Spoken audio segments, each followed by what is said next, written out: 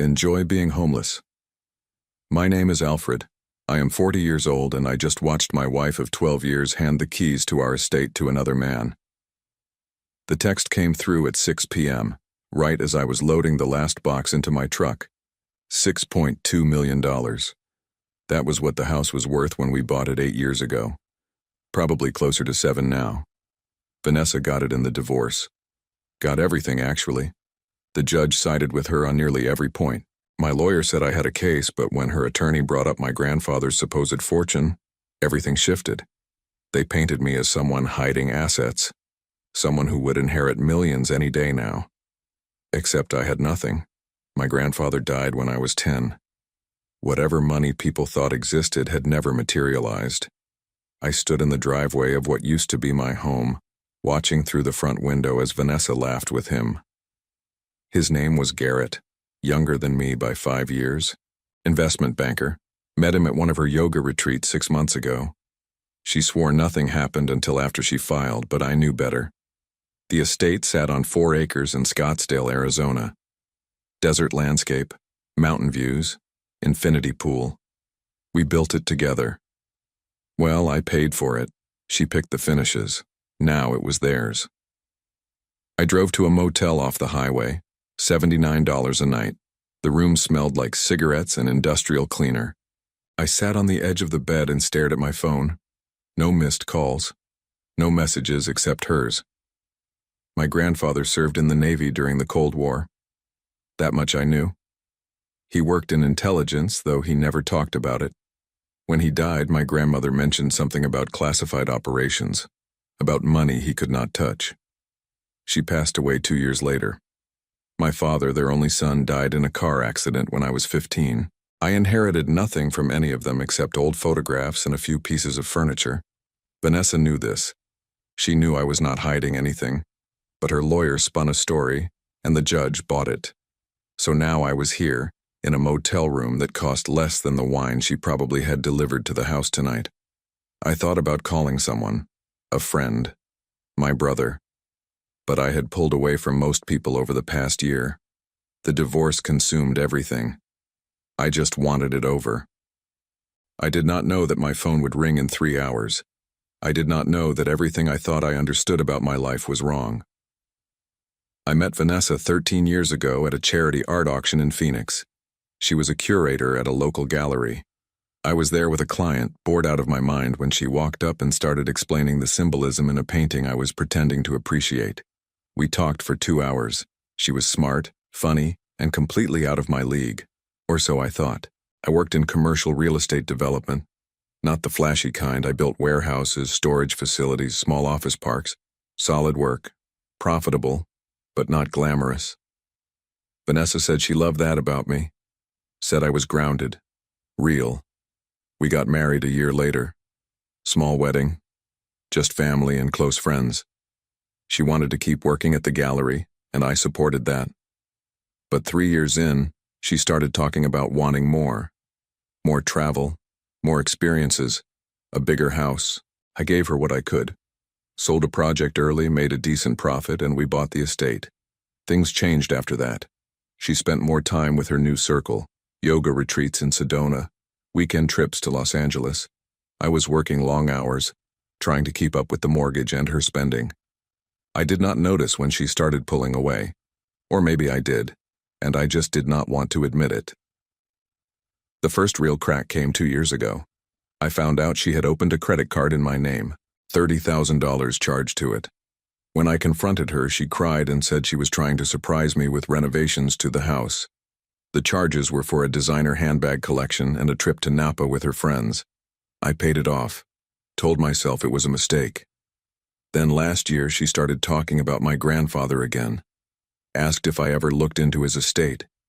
If there was money somewhere I had not claimed. I told her the truth. There was nothing. She did not believe me, or she did not want to. When she filed for divorce, her lawyer immediately brought up the supposed inheritance.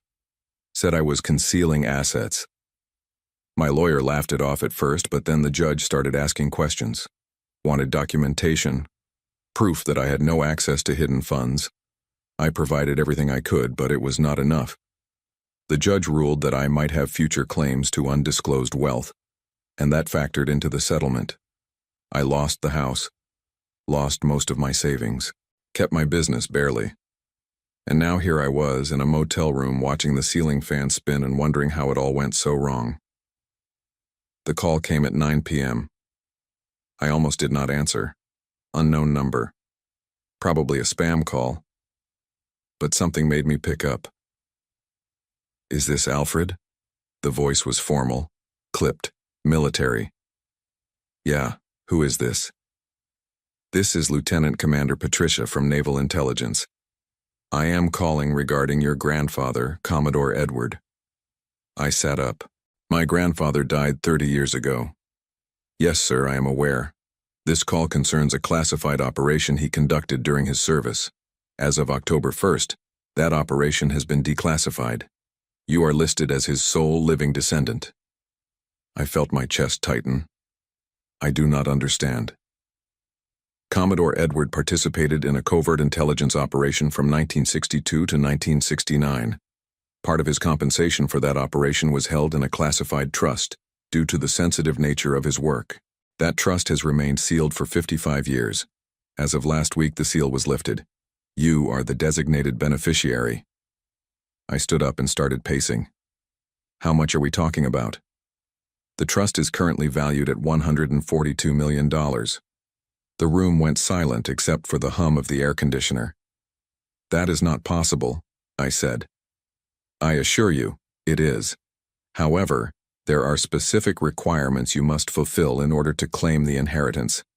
These terms were established by your grandfather and cannot be altered." "What kind of requirements?" "You must agree to continue his legacy of service. Specifically, you are required to establish a civilian intelligence consulting firm that contracts with the Department of Defense. The firm must operate for a minimum of 10 years. You will receive training and clearance. Failure to meet these terms results in forfeiture of the inheritance to the United States Treasury." I sat back down. My hands were shaking. "I need time to think about this." "You have 72 hours to accept or decline. If you accept, you will be required to report to a facility in Virginia for briefing and processing. I will send you the details via encrypted email. Do you have any questions?" I had 1,000 questions, but only one that mattered. "If I do this, when do I get access to the money?" "Upon completion of your initial training and clearance, which typically takes 6 months. During that period, you will receive a stipend. Once operational, the full trust transfers to your control, with the condition that the firm remains active for the required term." "Okay. Is that an acceptance?" I thought about Vanessa, about Garrett, about that text message. "Yeah, I accept." "Very good. Expect the email within the hour. Welcome to the program, Mr. Alfred." The line went dead. I stared at my phone, then at the cracked ceiling above me. Everything just changed. The email arrived 40 minutes later. Encrypted. Required a code they sent via text. Inside was a plane ticket to Washington, departure in 2 days, and a contact number for questions. I did not sleep that night. I kept thinking about what it meant. $142 million, but only if I committed 10 years of my life to something I knew nothing about. Intelligence work, consulting. It sounded insane. But the alternative was this motel room and a business I was barely keeping afloat. The next morning I called my brother. His name is Owen. He lives in Tucson, works as a high school teacher. We had not talked much since the divorce started. "Alfred, everything okay? I need to tell you something, but you cannot repeat it to anyone." "All right, you are scaring me." I told him everything. The call, the trust, the requirements. He was silent for a long time. "That is insane," he finally said. "I know. But if it is real..." "It is real. I verified the number, called back, spoke to someone at the Pentagon. They confirmed it." "So what are you going to do?" "I am going to Virginia." "What about your business?" "I will figure it out. I can run things remotely for a while. Hire someone to manage the day-to-day." Owen exhaled. "Does Vanessa know?" "No, and she is not going to." She is going to find out eventually. Not until it is too late for her to do anything about it. He laughed. I liked the sound of that. I spent the rest of the day putting things in order, called my project manager, told him I was taking a leave of absence for personal reasons. He did not ask questions, set up remote access to everything, paid the motel for another week just in case. Then I made a mistake. I drove past the estate. I do not know why. Maybe I wanted to see it one more time. Maybe I wanted to remind myself why I was doing this. I parked down the road and watched. Vanessa and Garrett were in the backyard by the pool. She was laughing. He had his arm around her. My phone buzzed. Another text from her. Stop driving by the house. It is creepy. She must have seen me on the security cameras. I put the truck in gear and left. 2 days later, I was on a plane to Virginia. The flight was quiet. I sat in coach, surrounded by families and business travelers. No one knew what I was about to walk into. The facility was outside Arlington, nondescript building, gray concrete, no signs. A woman met me at the entrance. She introduced herself as Claudia, mid-40s, sharp eyes. She led me through security and into a conference room. Welcome, Alfred. We are glad you accepted the terms. 3 other people were in the room, 2 men, 1 woman, all military, all watching me like I was a puzzle they were trying to solve. Claudia opened a folder. Before we begin, I need to make something clear. What you learn here is classified. Violating that classification carries severe consequences, do you understand? I understand. Good. Let us talk about your grandfather. She slid a photograph across the table. My grandfather in his uniform, younger than I ever knew him, standing in front of a building I did not recognize. Commodore Edward was one of the most effective intelligence operatives of his generation. What we are about to tell you will change how you see everything. My grandfather was not just an intelligence officer. He was a strategist, a ghost. He ran operations across Eastern Europe, South America, and Southeast Asia. Most of his work involved gathering information that prevented conflicts before they started. He saved lives by staying invisible. Claudia walked me through his history, showed me documents, photographs, reports written in his handwriting. It was surreal. I knew so little about him. My father rarely talked about him, and when he did, it was always surface level. War hero, quiet man, loved his family. But this was different. This was a man who operated in the shadows, who made decisions that shaped history. The trust was established in 1969, Claudia explained. Your grandfather requested that his compensation be held until the operations he worked on were declassified. He did not want his family connected to his work while it was active. He wanted to protect you. From what? I asked. From the people he worked against. Some of those people are still alive, some of their organizations still exist. Your grandfather made enemies. Keeping the trust sealed kept you safe. One of the men spoke up. His name was Colonel Brennan. Older, gray hair, hard face. The requirement that you establish a consulting firm is not arbitrary, he said. We need people like you, people with no visible ties to the intelligence community, people who can operate in the private sector and provide strategic analysis without raising red flags. Your grandfather understood that. He built this condition into the trust because he believed his legacy should continue. And if I fail? I asked. Then the trust reverts to the Treasury, and we find someone else. Claudia leaned forward. But we do not think you will fail. Your background in real estate development gives you a unique skill set. You understand negotiations, risk assessment, long-term planning. Those skills translate well to intelligence work. Over the next 6 hours, they walked me through the training process. I would spend 3 months at the facility learning intelligence analysis, operational security, and strategic communication. Then I would spend another 3 months setting up the consulting firm. Once operational, I would take on contracts with the Department of Defense, providing civilian analysis on international development projects that had strategic implications. It sounded insane, but it also sounded possible. By the end of the day, I signed the paperwork. Official documents. Binding agreements. My life for the next 10 years was now mapped out. They put me up in a hotel near the facility, nicer than the motel. I called Owen that night. "How did it go?" he asked. "It is real, all of it." "So you are really doing this?" "I already signed." He was quiet for a moment. "What about Vanessa? What about her?" "She is going to lose her mind when she finds out." "Good." I meant it. For the first time in months, I felt something other than defeat.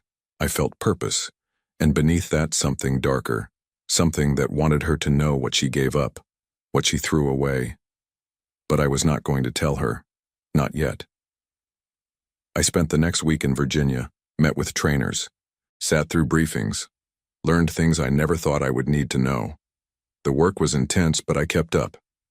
I had something to prove, to them, to myself. And every night I thought about that text message. "Enjoy being homeless." She had no idea what was coming. 3 months into training, I got a call from my project manager back in Scottsdale. There was a problem with one of our builds, permit issues. The city was threatening to shut us down. "I need you here," he said. "I cannot leave right now. Then we are going to lose the project." I talked to Claudia. She was not happy, but she understood. They gave me a week. I flew back to Arizona and spent 6 days putting out fires, meetings with city officials, revised plans. I got it handled, but it was close. On my last day in town, I ran into someone I did not expect to see. Vanessa. She was at a coffee shop in Old Town Scottsdale. I walked in to grab something before my flight, and there she was, sitting at a corner table with 2 of her friends. She saw me before I could leave. "Alfred?" I turned. "Vanessa." Her friends looked uncomfortable. One of them got up and excused herself to the restroom. The other followed. Vanessa stood and walked over. "I did not know you were in town. Just here for work." "Where are you staying?" "Hotel." She looked me over. I had lost weight during training. Probably looked tired. But I also felt stronger than I had in years. "You look different," she said. "I am different." "Are you seeing anyone?" The question caught me off guard. "Why do you care?" "I do not. I am just making conversation." I almost told her right then. Almost said that in 3 months, I would have access to more money than she could imagine, that everything she thought she knew about me was wrong. But I did not. "How is Garrett?" I asked instead. Her expression shifted. "He is fine. Still living at the estate? That is none of your business. You made it my business when you sent me that text." She crossed her arms. "I was angry. You know how divorces are." "Yeah, I do." We stood there for a moment. The silence stretched. "I should go," I said finally. "Alfred, wait." I stopped. "I heard you took some kind of government job." My stomach dropped. "Where did you hear that?" "I have friends. People talk." I kept my face neutral. "It is consulting work, nothing special." "Consulting for who?" "That is none of your business." She stepped closer. "If you are hiding money, I will find out. My lawyer said—" "Your lawyer said a lot of things. Most of them were lies. I am not hiding anything." "Then why are you in Virginia?" "Training. For the consulting work." She studied my face, trying to read me. I gave her nothing. "Fine," she said. "But if I find out you lied in court—" "You will what? Take me back to a judge who already gave you everything?" "Go ahead." I walked out before she could respond. My hands were shaking. She knew something, not everything, but enough to be suspicious. I needed to be more careful. I flew back to Virginia that night. Told Claudia about the encounter. She was not pleased.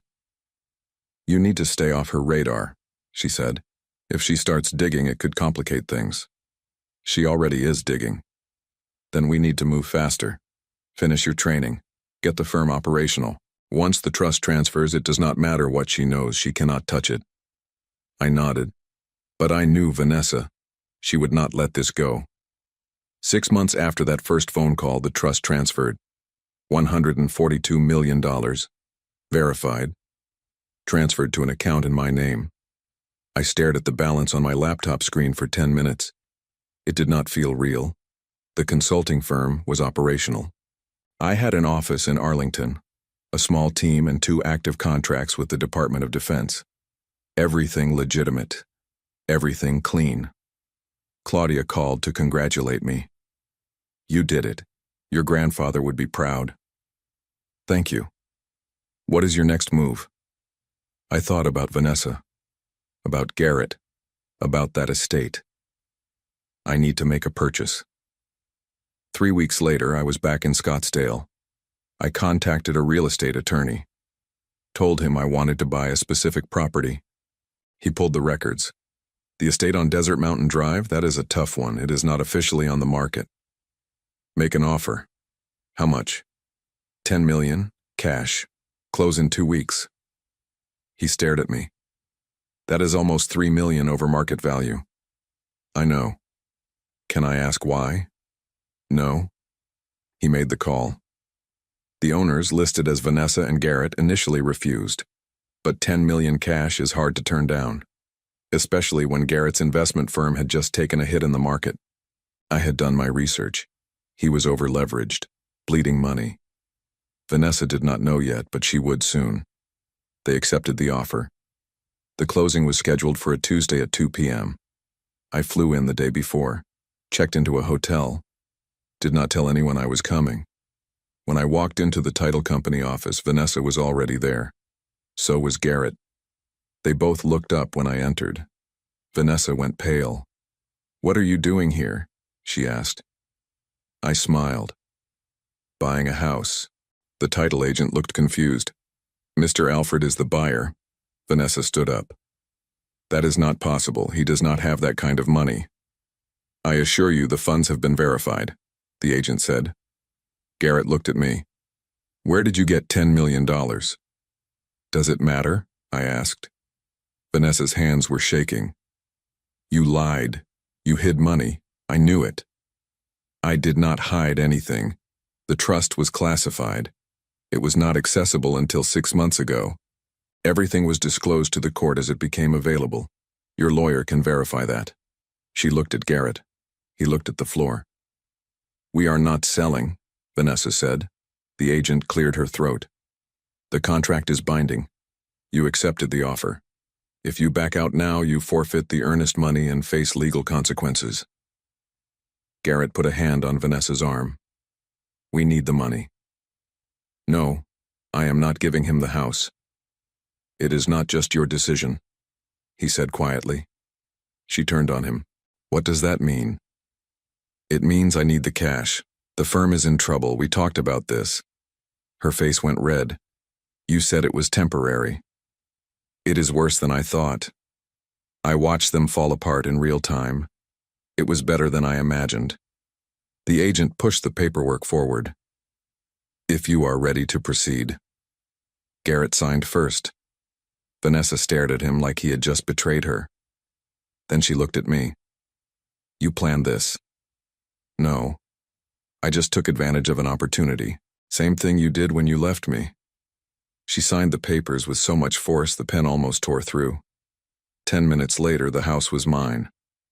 I walked out of that office and did not look back. Vanessa and Garrett's relationship crumbled within months. The financial pressure was too much. Garrett's firm went under and he filed for bankruptcy.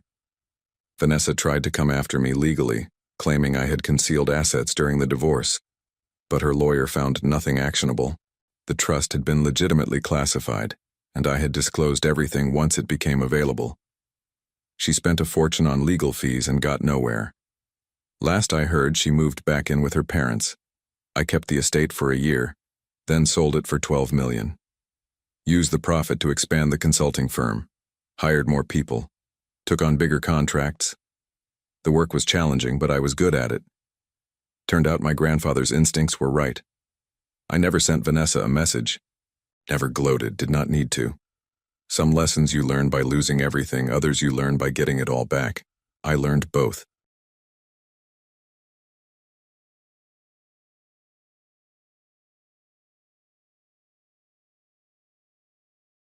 We should really talk about selling the house. My name is Elijah. I am 35 years old, and I have been married to Vanessa for 7 years. We lived in Charlotte, North Carolina, in a home I bought 3 years before we even met. That Thursday morning, she said it over coffee like she was suggesting we switch grocery stores. I looked up from my tablet. What? The house. It is too big for just the two of us. She stirred her coffee without looking at me. My parents think we could downsize, get something modern, split the profit. Her parents. Always her parents. I worked as a structural engineer for Hollowgate Systems. Steady job. Good pay. I fixed bridges and designed load calculations for buildings that would stand long after I was gone. Vanessa worked part-time at a boutique downtown, but most days she spent at her parents' place in the suburbs. Said she was helping her mother with errands. I never questioned it. That house is paid off, I said. Why would we sell? She shrugged. Just something to think about. I let it go. I always let things go. That was 3 weeks before Thanksgiving. Since then, she had been on her phone more than usual. Late at night, I would wake up and see the glow from the bathroom. She said it was her friend Courtney, always Courtney. Vanessa laughed at things I could not hear and typed messages I would never read. I told myself I was being paranoid. But there were other things, small things. She stopped asking about my day, stopped cooking the meals she used to make without me even asking, started wearing perfume when she went to see her parents. She used to hate perfume. One night, I came home early and found her in the driveway, sitting in her car on the phone. She did not notice me pull up behind her. I watched her through the rearview mirror. She was smiling, the kind of smile I had not seen in months. When she finally got out, I asked who she was talking to. Courtney, she said. Girl stuff. I nodded. 2 days before Thanksgiving, I found a receipt in the trash. Dinner for 2 at a steakhouse downtown. I had been working late that night. She told me she ate leftovers at home. I did not say anything. I folded the receipt and put it in my wallet. Something was off. I knew it the way you know a structure is weak before it collapses. You feel it in the vibrations, in the way things settle wrong. I just did not know how bad it was yet. Vanessa and I met at a wedding in Raleigh. She was a bridesmaid. I was a groomsman. She laughed at my jokes and did not seem to care that I spent most of my time talking about cantilever bridges. 3 months later, we were dating. A year after that, I proposed. Her family loved me at first. Her father, Donald, worked in pharmaceutical sales. He made good money and never let anyone forget it. Her mother, Patricia, ran a book club and volunteered at their church. Her younger brother, Kyle, was 28 and still lived at home, working freelance graphic design jobs between video game marathons. They welcomed me in, said I was good for Vanessa, stable, responsible, the kind of man who had his life together. But somewhere along the way that changed. It started small. Donald stopped shaking my hand at family dinners. Patricia would ask Vanessa how she was doing in a way that sounded like she was checking if I was treating her right. Kyle barely looked at me anymore. I thought maybe I had said something wrong, done something to offend them. But when I asked Vanessa, she brushed it off. They are just stressed, she said. Do not take it personally. So I did not. I worked long hours, sometimes 60-hour weeks when a project deadline hit. I came home tired, ate whatever was in the fridge, and fell asleep on the couch. Vanessa said she understood. She said she was proud of me, but she stopped saying it as much. The week before Thanksgiving, I noticed she was packing more clothes than usual when she went to her parents' house. A duffel bag, not just an overnight bag. You staying the night? I asked. Maybe, she said. Mom wants help decorating for the holiday. I can come help. No, it is fine. You have work. I did have work, a bridge inspection report due Monday, but I would have gone if she asked. She did not ask. The night before Thanksgiving, I could not sleep. I sat in my office and opened my laptop. I do not know why I did it. Maybe I was looking for reassurance. Maybe I just needed to prove to myself I was wrong. I logged into our phone account, checked the call logs. Vanessa had been texting one number more than any other. Hundreds of messages, late at night, early in the morning, during work hours. I did not recognize the number. I sat there staring at the screen until the sun came up. My coffee went cold. The house stayed quiet. And I knew, deep in my gut, that everything I feared was true. Thanksgiving Day. Vanessa wanted to spend it at her parents' house. She always did. I agreed because that is what you do when you are married. You compromise. You show up. You smile and pretend everything is fine even when it is not. We drove separately. She said she wanted to stop by the store first. I said I would meet her there.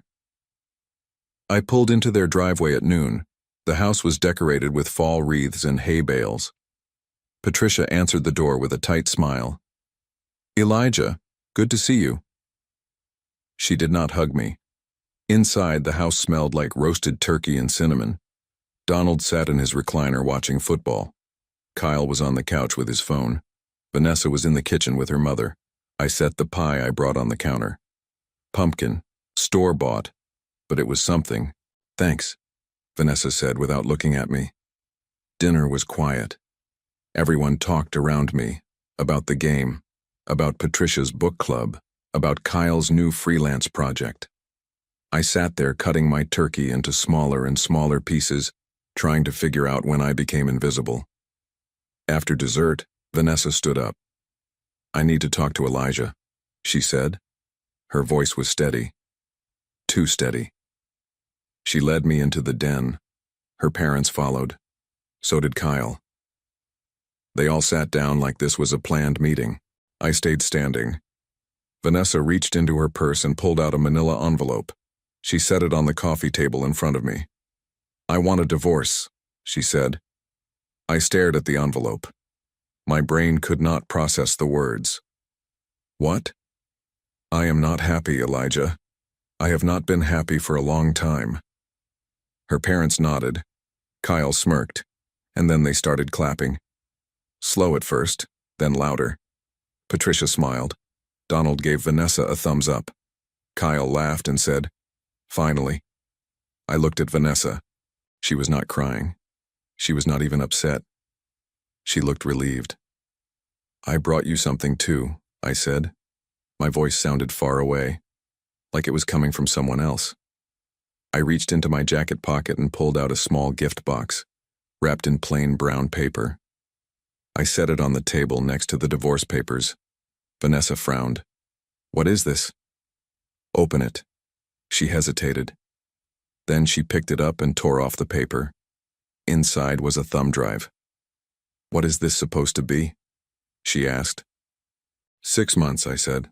Photos, text messages, hotel receipts, everything. Her face went pale. Patricia stopped smiling. Donald leaned forward in his chair. Kyle's smirk disappeared. "You are lying," Vanessa said. "Open it and see." She stared at the thumb drive like it might explode. I turned and walked out. Nobody followed me. Nobody said a word. The only sound was the football game still playing in the living room. I drove home and sat in my truck for an hour. The sun set. The air got cold. I did not move. The thumb drive was not a bluff.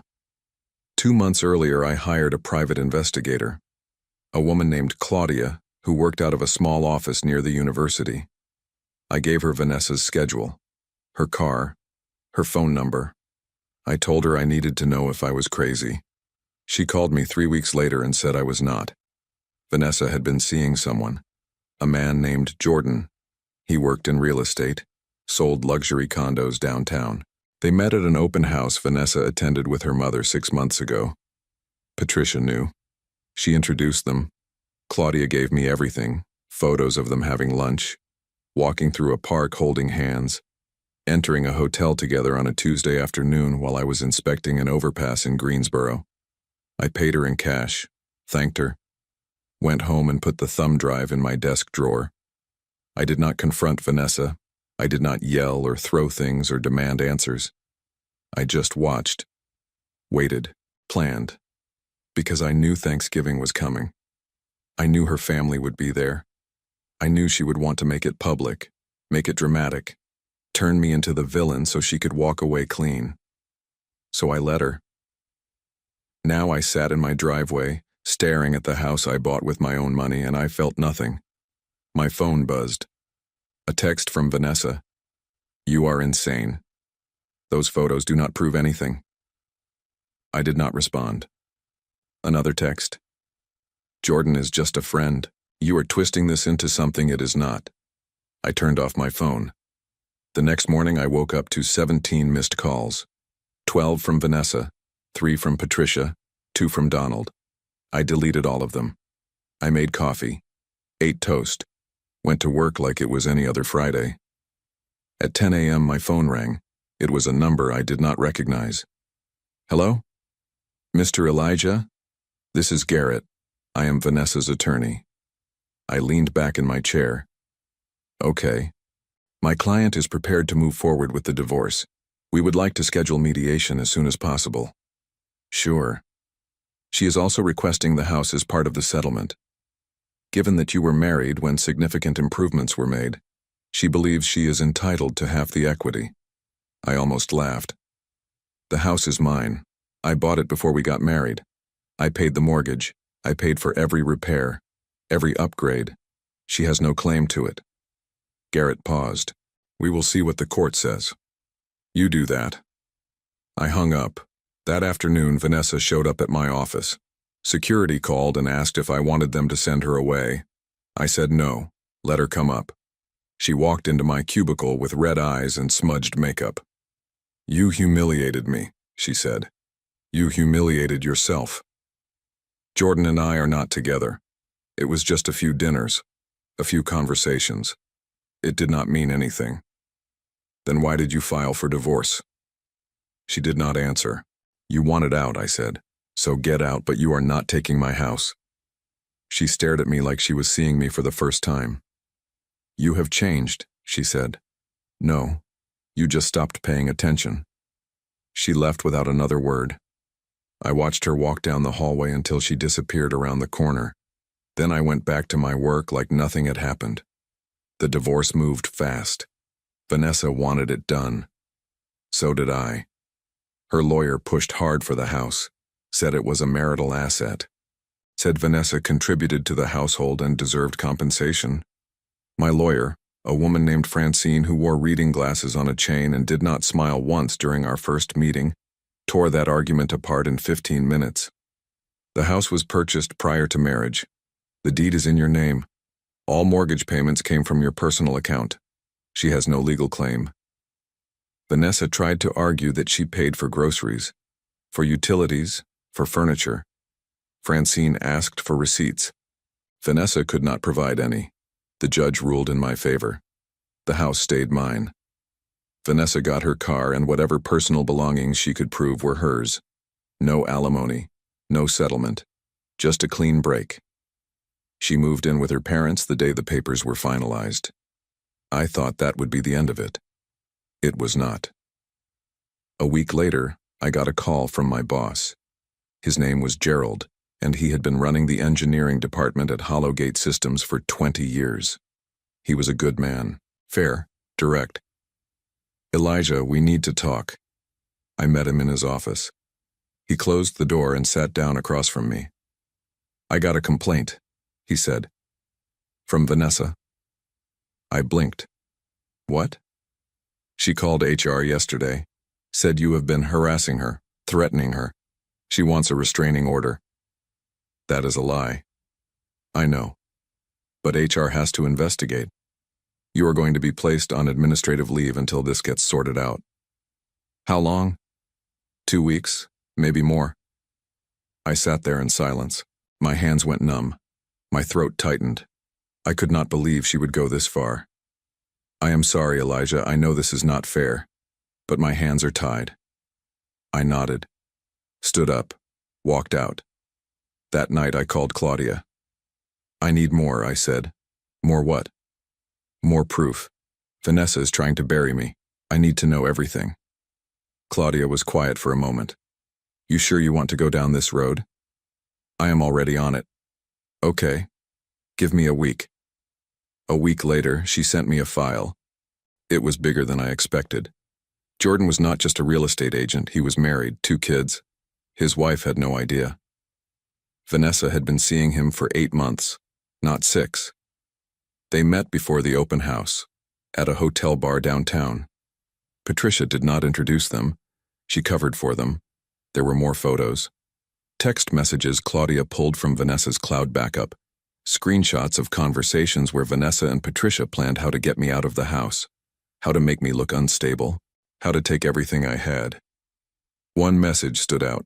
Vanessa to Patricia. Once I get the house, Jordan and I can move in together. Elijah will not fight it. He never fights. I printed everything, put it in a folder, sent copies to my lawyer.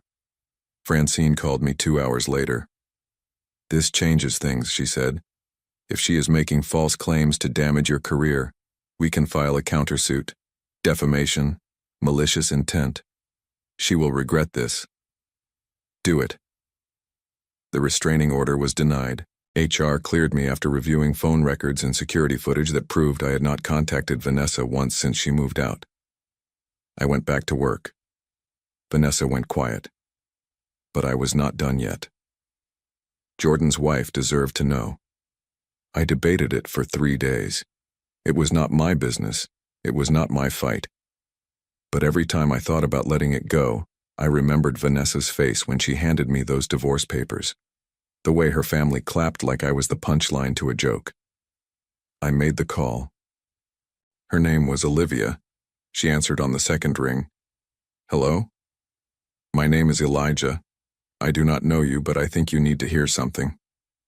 I told her everything, sent her the photos, the messages, the hotel receipts. She did not cry. She did not yell. She just said, thank you, and hung up. 2 days later, Jordan called me. His voice shook. You ruined my life. You ruined it yourself. Olivia left me, took the kids.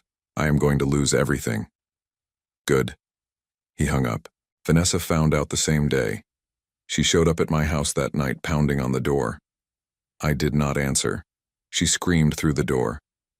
You are a vindictive piece of trash. You could not just let me be happy. I sat on the couch and waited for her to leave. Eventually, she did. The next morning, I got a text from Patricia. You have destroyed this family. I hope you are proud of yourself. I deleted it. A week later, Francine called. Vanessa is trying to countersue. She is claiming emotional distress. Says you leaked private information to destroy her relationship. Can she do that? She can try, but she will not win. The information you provided was relevant to your case. You had every right to protect yourself. What about Jordan's wife? Did I cross a line there? Morally, that is up to you. Legally, no. You did not defame anyone.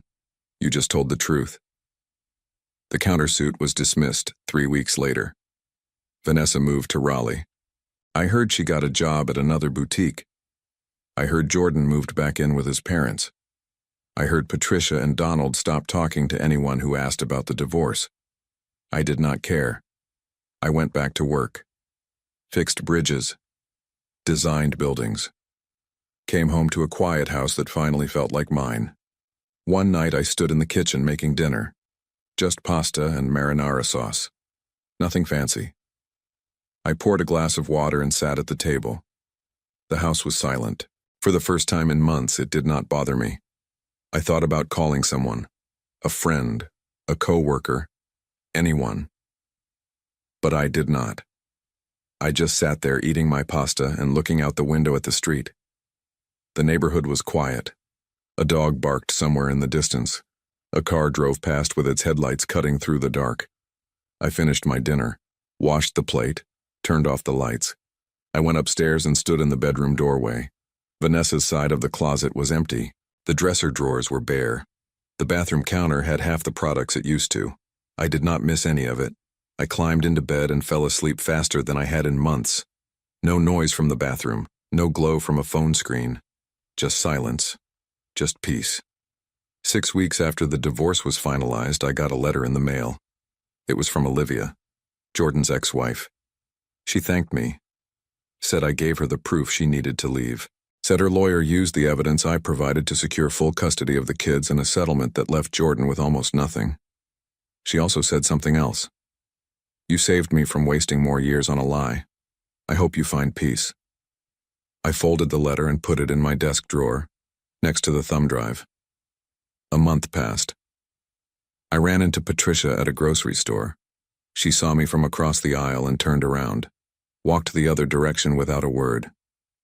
I did not follow her. Vanessa tried to reach out once, a text message late at night. I am sorry for how things ended. I was not thinking clearly. I read it twice. Then I blocked her number. My lawyer told me Vanessa tried to buy a condo with Jordan. The bank denied their loan. Turns out his credit was destroyed after the divorce. Vanessa could not afford it on her own. They broke up 2 weeks later. I did not celebrate.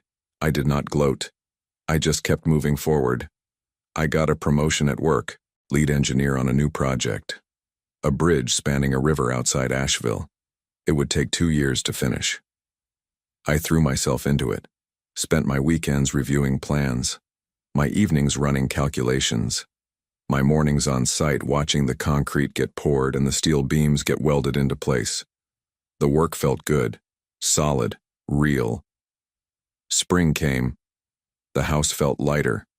I repainted the living room, bought new furniture, tore out the old deck and built a new one with my own hands. I worked weekends, stayed late at the office, went for runs in the morning before the sun came up. I did not date. I did not look for anyone. I just existed, one day at a time. One Saturday, I drove out to the bridge site, stood on the bank and watched the water move beneath the steel beams. The project was ahead of schedule. The inspections were clean. Everything was holding. I thought about Vanessa, about her family, about the way they clapped when she handed me those papers. I did not feel anger anymore. I did not feel anything. Just relief. That night I sat on my new deck with a beer and watched the sun set. The air smelled like cut grass and wood stain. My phone buzzed with a work email. I ignored it. For the first time in a long time, I felt like I could breathe. Vanessa lost everything she tried to take from me. Her relationship fell apart. Her family stopped talking to half their friends after word got out about the affair. Patricia resigned from her book club. Donald lost a client who found out he knew about the affair and said nothing. Kyle still lived at home, still played video games, still did not have a real job. Jordan lived in a one-bedroom apartment on the east side of Raleigh. Olivia got the house, the kids, the life they built. I got my house, my job, my peace. I did not need anything else. Sometimes the best revenge is just walking away and letting them destroy themselves.